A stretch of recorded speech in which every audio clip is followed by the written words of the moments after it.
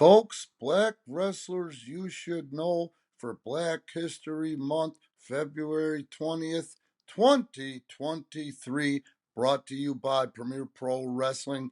And I am Randy Ritchie, and today I am going to more than recognize the Godfather. Now let's talk about Charles just for a moment. Real name Charles White. You guys probably all know that. Here's some things that you don't know or probably don't know. The first thing is, as the Soultaker, his first professional match was against Jerry the King Lawler at the Mid-South Coliseum on a Monday night, and he went over Kingfish for the USWA title. Never in the history of pro wrestling has that happened. Yeah, I call him Soul. I'll always call him Soultaker because of the fact that he was one of the first guys to reach out to me in a friendly way and be a friend when I was breaking in as a green guy down in the USWA. He'd been there for a bit. And Soultaker, I don't think he's the type of guy that sees black, white, brown, pink, whatever the fuck. Just a good, positive guy, you know? He came up to me and asked if I had anybody to ride with for TV. And the way we taped TV then was you wrestled somewhere the night before, and then you got up real early if you were on the Nashville side of the territory, and you got on the road by 5 because you had 240 miles to go to make it to Memphis TV live. My first week, I worked Memphis TV, but I was on the Memphis end.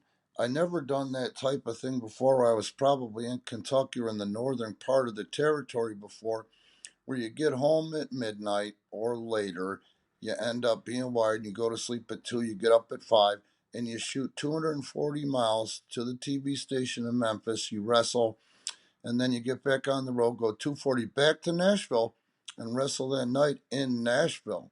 It takes some getting used to. But anyway, he didn't have to do it. He made an arrangement, with somebody else so the new kid didn't have to ride alone.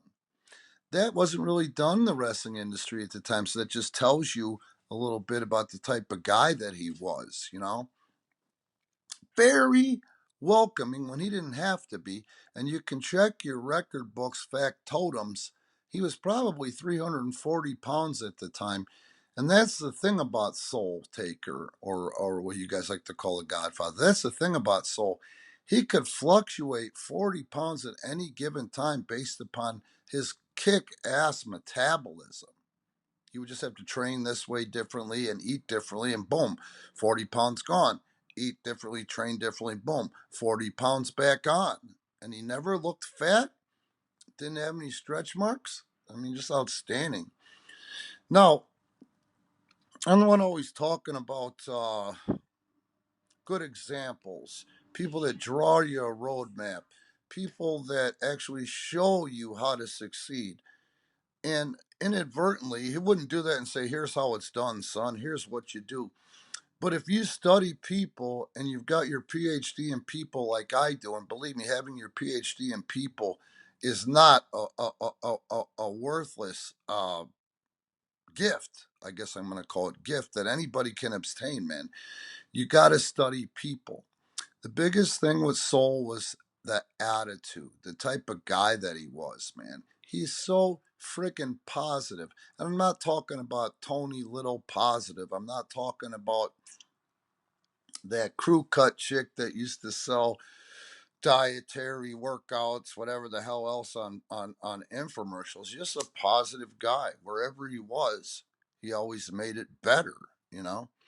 And attitude. The guy had a tremendous attitude. I mean, let's face it. He got a basketball scholarship, got sick of basketball, decided he wanted to play football, and he got a football scholarship while he was still on the basketball scholarship when he gained his first 70 pounds. But just like I said, he'll tell you, you can check it. No steroids, no gas, hard work and discipline. Discipline, you know. Likeable guy. I will guarantee you that Soultaker has no enemies, and if he does, it's on them. One thing I noticed is there's some heat there with his original trainer who kind of threw him to the wolves. He trained him for a month and then sold him to Memphis. Not sold him, sold him as a talent to Memphis, and I don't know what was in it for him, but he won't mention Larry Sharp's name.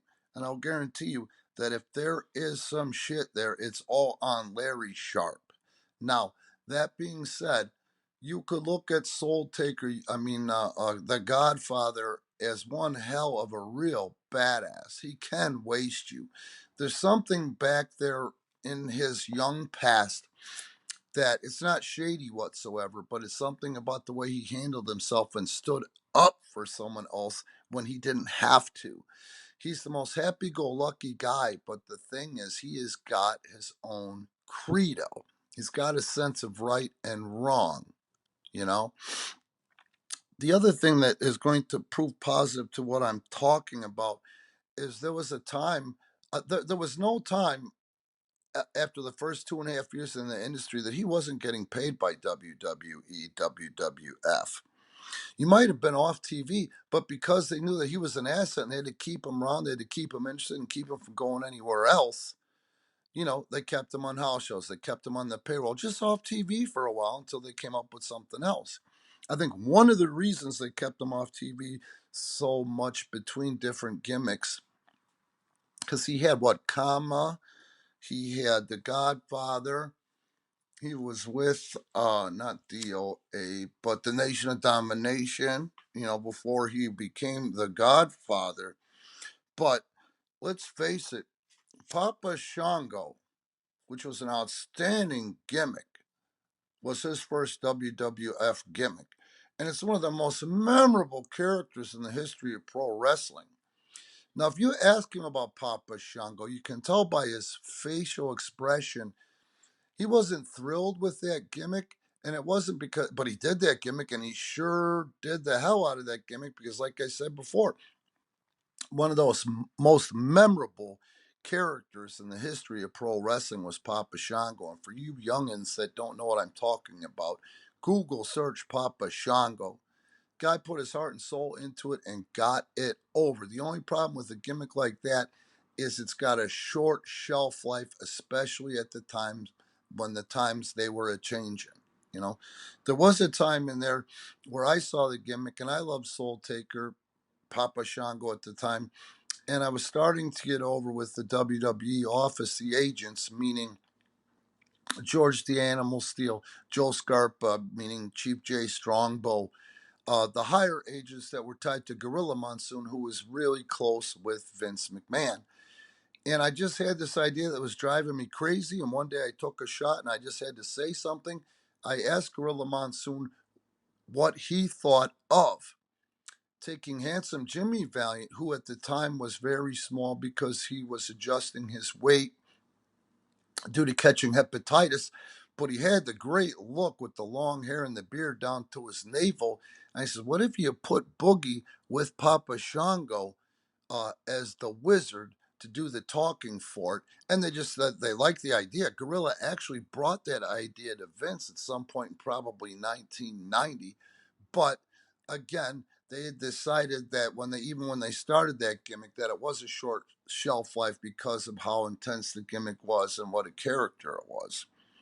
But anyway, that being said, this is a guy that draws a roadmap if you follow his career and see how he handled his business and see what other people have to say about him. Like I said before, any enemies this guy has, it's on them because people love this guy as a human being. They love this guy as a performer and they loved wrestling with this guy. The other thing I love about him is the humility that he has. If you went to the Briscoe and Bradshaw podcast with him on there, you'll see where him and Bradshaw finally got smartened up and the light bulb finally went off over their heads in the industry. They were beating the shit out of each other as mid-carders as the first match after intermission. They were married to each other and they weren't getting over. Then all of a sudden, one day, they took a shot, and it's just a hilarious, great story, but an example of how to smarten up and make money in this industry when they stopped and decided, let's see what happens when we try this. And they took the microphone and they cut that 15 minutes of knocking the shit out of each other down to 15 minutes of mic work and 2 or 3 bumps and got over. And after that, they both evolved and ended up being in their money making years. You watch a person like this and study a person like this, and they show you the attributes that you need in pro wrestling. But now that I think about it, anything that you want to do in life. All right, that was it. Black Wrestlers You Should Know by Premier Pro Wrestling and Randy Ritchie. Please notice there's no YouTube ads or commercials on here, so we're bringing it to you commercial free in hopes that you guys be cool. And please like, subscribe, and in the description you'll see the links how to support Premier Pro Wrestling.